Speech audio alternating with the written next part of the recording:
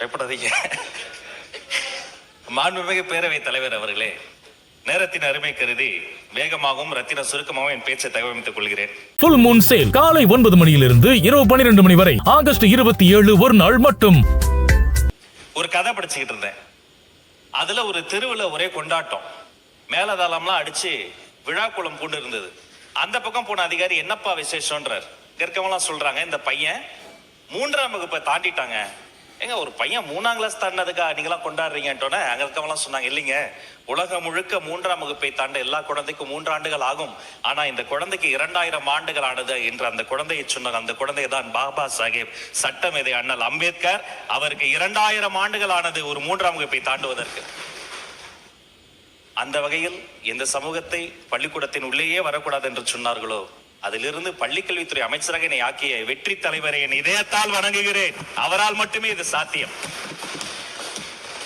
அரசியலை நீங்க பள்ளிக்கூடத்துல, கல்லூரியில, பாட புத்தகத்துல, வெளி புத்தகத்துல படிக்கலாம். ஆனா பிராக்டிக்கல் பாலிடிக்ஸ் இப்படிதான் நிக்கணும், இப்படிதான் பேசணும், இப்படி ஆளணும்னு சொல்லி எங்களுக்கு அந்த நடைமுறை அரசியலை கற்றுத்தந்த எங்கள் ஆசான் பொதுச் செயலாளர் எங்கள் அன்பு அண்ணன் என் ஆனந்த் அவர்களையும் வணங்கி, தலைவர்களுக்கு ரசிகர்கள் இருந்து பார்த்திருக்கேன், மந்திரிகளுக்கு ஃபேன்ஸ் இருப்பாங்க. ஆனா தமிழ்நாடு வரலாற்றிலேயே ஒரு சபாநாயகருக்கு ஃபேன்ஸ் நான் இந்த வாட்டி தான் பார்க்கிறேன். அவரிடம் நான் நிறைய கத்துக்கிறேன். அவரையும் வணங்கி, இங்க அமர்ந்திருக்கிற ஒவ்வொரு அமைச்சர்களும் என்னுடைய சகோதரர்கள். நான் உண்ணும் உணவில் இவர்களின் உப்பு இருக்கிறது. இங்க இருக்கிற ஒவ்வொரு சட்டமன்ற உறுப்பினர்களும் என் சகோதர சகோதரிகள். இங்க அமரவில்லை என்றாலும் என் கழகத்தின் ஒவ்வொரு மாவட்ட செயலாளர்களும் எங்களுடைய போர்ப்படை தளபதிகள். நாங்க எல்லாரும் வெளியில தெரிகிறோம்.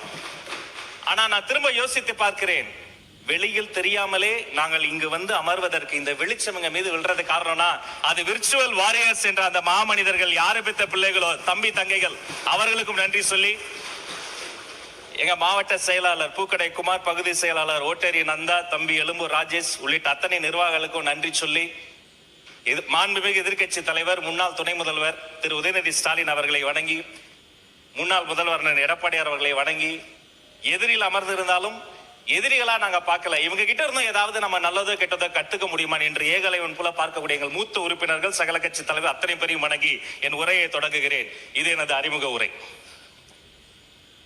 எது கல்வி? அங்கதான் என்னுடைய மானிய கோரிக்கையை நான் வந்து தகவமைக்கிறேன்.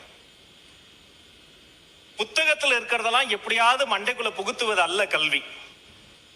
புத்தகத்தில் இருக்கிறதெல்லாம் அப்படியே கல்வியும் அறிவையும் கொடுத்துரும்னா அந்த புத்தகத்தை வைக்கக்கூடிய அலமாரிகள்லாம் அறிவாளிகளா மாறி இருக்குமே? இல்ல, பக்கத்துல யாரோ எழுதுறாங்க, அதுதான் சரியான பதில் நம்பி அதை அப்படியே அச்சடிச்சான் காப்பி போல பிரதி எடுப்பது அல்ல கல்வி. சரியோ தப்போ சொந்தமா சிந்திச்சு தைரியமா எழுதுவோம், பார்த்துக்கலாம்னு சுயமாக சிந்திக்க தெரிந்த மனிதர்களை உருவாக்குவதுதான் கல்வி. அதுதான் நம்முடைய புதிய வெற்றி கல்வி. அப்ப இதை எங்க இருந்து தொடங்கலாம் அப்படின்னு நாங்க சொல்கிற போது, கரிக்குலம், பாடத்திட்டங்கள். நம்ம இத்தனை நாட்களாக கடந்து வந்த பாடத்திட்டங்கள்லாம் பல வகையில நமக்கு உதவி செய்தது. அதை கொஞ்சம் நம்ம மாத்தலாம். எப்படி? டெக்ஸ்ட் புக்னு சொல்லும் போது அதுல எழுத்து அதிகமா இருக்கும். எழுத்து கூட்டி சில குழந்தை படிக்கும், ஒரு குழந்தை வேகமா படிக்கும், ஒரு குழந்தை ஸ்லோவா படிக்கும், ஒரு குழந்தையில தூக்க முடியும், தூக்க முடியாது. ஒன்று போல் ஒலிக்கும் ஓசைகள் குழப்பத்தை ஏற்படுத்தும். இப்ப பார்த்தோம், அண்ணன் ஒரு பேர் சொன்னாரு, அவர் சரியா சொன்னது இந்த வரிசைக்கு தெரிஞ்சது, அங்க கொஞ்சம் குழப்பம் வந்தது. இது மாணவர்களுக்கு வரும். ஒன்று போலவே இருக்கிற எழுத்து குழம்பும். டி இப்படி வருமா, பி இப்படி வருமா, ஒரு குழந்தைக்கு குழம்பும். அப்ப இந்த குழந்தைகளை அறிமுகப்படுத்தும் போது இத்தனை நாளா என்ன சொல்லுவாங்க, sir bright student sir, sir இந்த பையன் கொஞ்சம் ஆவரேஜ் ஸ்டூடெண்ட் சார். உலகத்துல ஆவரேஜ் ஸ்டூடெண்ட் ஒருத்தன் இல்ல. இனிமே ஆவரேஜ் ஸ்டூடெண்ட் யாரையும் சொல்லக்கூடாதுன்னு நம்முடைய வெற்றி தலைவரினுடைய இந்த பள்ளி கல்வித்துறை தீர்மானித்திருக்கிறது. இப்ப அவங்களுக்கு என்ன சொல்லலாம்? அவங்க கொஞ்சம் ஸ்லோவா படிச்சுக்குவாங்க, புரிஞ்சுக்குவாங்க. Slow learners.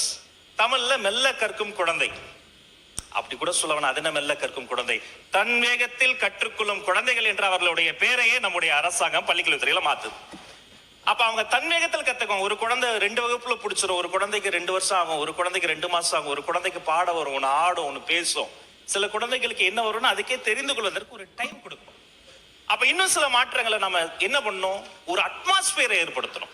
ஒரு செடியில பூ பூக்கலன்னா அது அந்த செடியினுடைய பிரச்சனை கிடையாது. மண்ணின் தன்மை, உரம், வெளிச்சம், தண்ணி, நிழல், அந்த பக்கம் ஆடு மாடு வராம இருக்கணும். அப்ப ஒரு நல்ல சூழல் இருந்தாதான் ஒரு செடியில பூ பூக்கும்.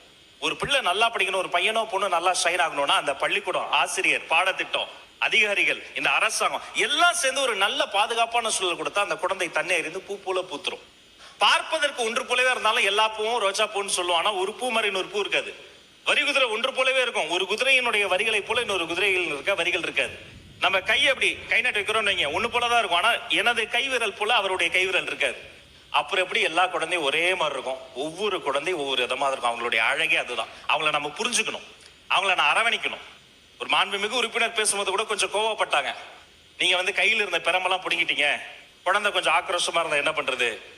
எவ்வளவு ஆக்ரோஷமாக இருந்தாலும் தாயுள்ளத்தோடு அந்த குழந்தையை அணைத்து அவனுக்கு புரியக்கூடிய அன்பு மொழியில் பேசி அவனையும் ஆளாக்கி அழகு பார்ப்ப போவதுதான் வெற்றி தலைவரின் அரசு என்பதை சொல்லிக்கிறேன்.